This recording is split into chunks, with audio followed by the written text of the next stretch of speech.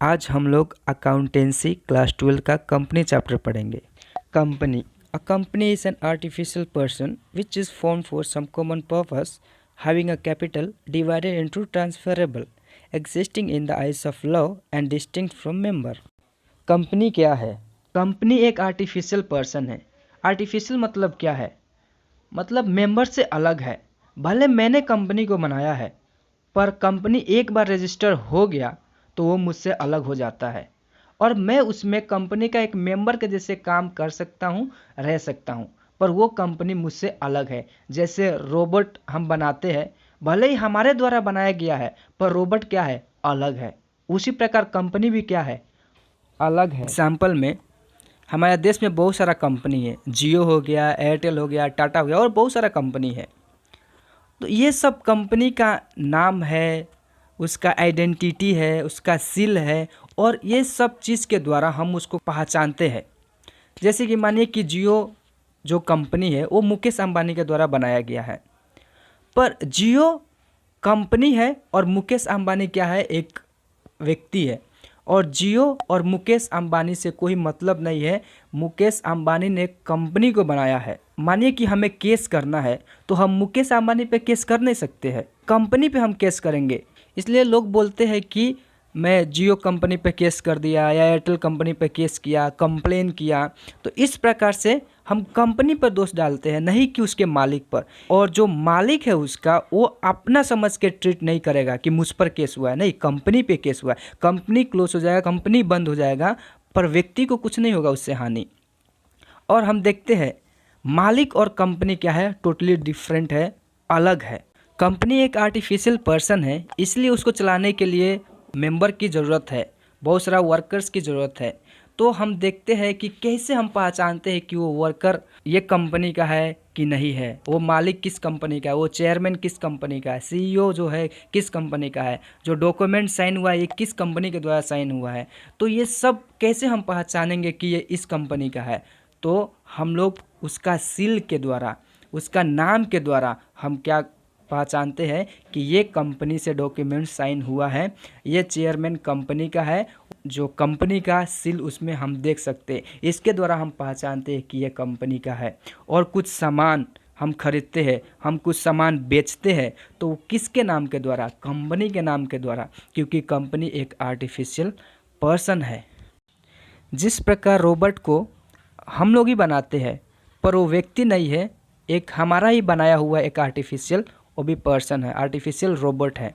उसी प्रकार कंपनी भी है। कंपनी भी क्या है? हमारे ही द्वारा बनाया गया है, पर वो क्या है? एक आर्टिफिशियल पर्सन है। और कंपनी बनाने का मेन मकसद क्या है? वो कैपिटल के लिए, पैसा के लिए कंपनी को बनाया जाता है, ताकि हमें कुछ प्रॉफिट मिले, कुछ पैसा मिले, पैसा कमा सके। कंपनी में बहुत सारा नियम पालन करना भी पड़ता है और कंपनी खुद एक नियम के अनुसार चलता है। हम लोगों ने कंपनी का मीनिंग देखा। अब आइए हम लोग कंपनी का क्लासिफिकेशन भी देखेंगे on the basis of number of share और पब्लिक पार्टिसिपेशन। ये वाला क्लासिफिकेशन में हम 3 कंपनीज को देख सकते हैं: private companies, public companies and one person companies. आइए हम देखेंगे कि प्राइवेट कंपनीज और पब्लिक कंपनीज और वन पर्सन कंपनीज होता क्या है। Private company restricts the right to transfer its shares. हम लोग इसका शेयर्स को पब्लिकली डिस्ट्रीब्यूट नहीं कर सकते हैं। दूसरा है limits number of its member to 200, और इसका मेंबर जो होता है सीमित होता है, 2 से 100 तक होगा और उससे अधिक नहीं हो सकता। It can not invite public for subscribing it's shares and debenture. और प्राइवेट कंपनी अपना शेयर बेचने के लिए और डिवेंचर बेचने के लिए पब्लिक को इनवाइट नहीं कर सकता है। It must have 2 directors but not more than 15। Private company में 2 से अधिक और 15 से कम डायरेक्टर होना ही चाहिए। नेक्स्ट पॉइंट ये है, it's denoted as a private limited. और कभी भी प्राइवेट कंपनी को पहचानने के लिए या डिनोट करने के लिए लास्ट में प्राइवेट लिमिटेड लगाते हैं, और हम शॉर्ट फॉर्म में उसको बोलते हैं PVT.LTD, जिसके कारण से हम पहचान पाते हैं कि यह प्राइवेट लिमिटेड कंपनी है। आइए हम लोग देखेंगे पब्लिक कंपनी। पहला point, its share are freely transferable to public. Public company का शेयर डायरेक्ट पब्लिक को बांट सकते हैं, इसमें कोई दिक्कत नहीं है।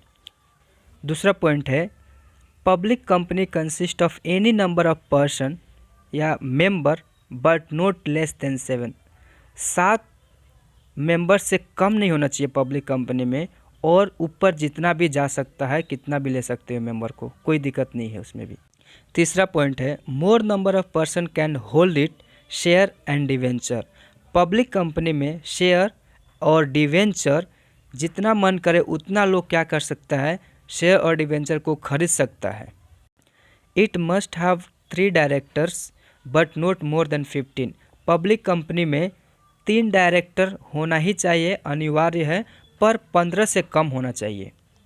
और पांचवा पॉइंट है, the name of every public limited company must and with the word limited.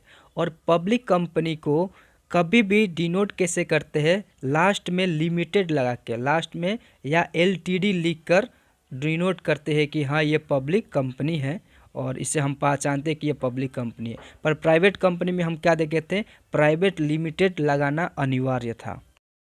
आइए हम लोग देखेंगे 1 पर्सन कंपनी भी क्या होता है। फर्स्ट पॉइंट है, only 1 person as a member shareholder. उसमें सिर्फ एक मेंबर रहता है और एक ही शेयर होल्डर रहता है, उससे अधिक नहीं हो सकता। पहले हमारे देश में 1 पर्सन कंपनी नहीं था, पर 2014 में रूल 3 के अनुसार 1 पर्सन कंपनी हमारे देश में भी लाया गया। नेक्स्ट पॉइंट है, it corporated as a private company. और 1 पर्सन कंपनी को प्राइवेट कंपनी भी बोला जाता है।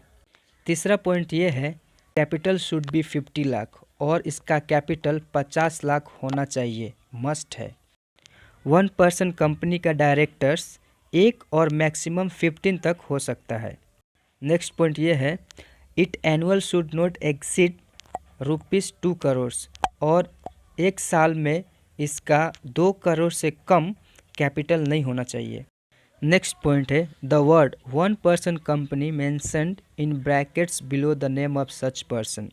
और 1 पर्सन कंपनी जो व्यक्ति का नाम पे होता है, उसका एंड में OPC ब्रैकेट में डाला जाता है, ताकि ये समझ में आए कि ये 1 पर्सन कंपनी है। हाय गाइस, आप लोग को समझ में आया होगा, मैं आशा करता हूँ। और हम लोगों ने कंपनी देखा और क्लासिफिकेशन ऑफ कंपनी देखा on the basis of share. और on the basis of share जो है वो आने वाला चैप्टर में बहुत इम्पोर्टेंट रोल निभाने वाला है। तो मैं अभी विदा लूँगा। Thank you.